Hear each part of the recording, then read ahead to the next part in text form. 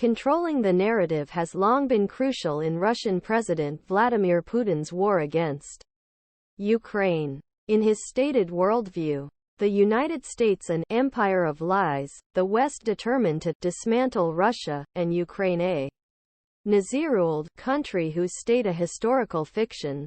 Through speeches and propaganda, Putin presents this narrative to both his own country and the rest of the world. It is a worldview that is negative, historically and factually incorrect, and based on a provocative rhetorical framework. It's a framework that fits well the Russian idiom, translated into English as "he who is not with us, he is against us," which became popular during the Tsarist and Soviet years and has returned a vengeance under Putin. It is also, as I explore in my new book, a popular form of what is known as cultural marginalization that can be used to gain, maintain, and exercise power. Cultural marginalization. Explained: cultural marginalization is the process of defining a group of people, whether a racial, ethnic, or national group, as different and then treating them as inferior. This other group is assigned negative characteristics so that they appear inferior to the dominant group and are marginalized. Othering has long been a tool used to establish authority over marginalized groups, such as European colonists in Africa and Asia or settlers in Native American lands. Putin and the Russian state are very skilled at implementing cultural marginalization and used it against Ukrainian enemies as tanks entered Ukraine.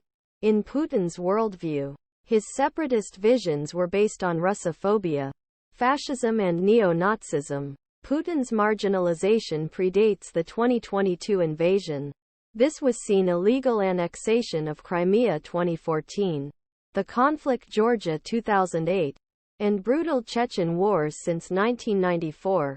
These all represented Russia's efforts to reassert its control over others, who were reunited with the idea of a greater Russia under Soviet system.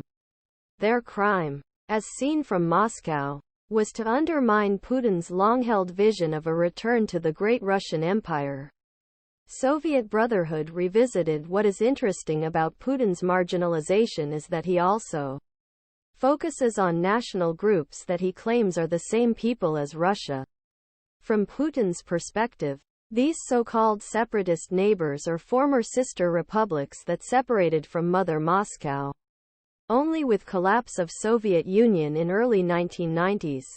Putin described this event as greatest geopolitical tragedy of century.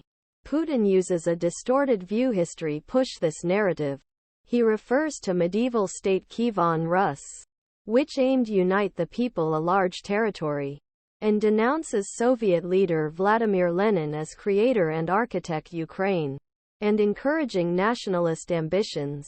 Under Putinism, there are seemingly two options for the countries that once formed the Russian and later Soviet empires. The first involves all-out geopolitical and cultural capitulation, assimilation, and acceptance of Russia's salmon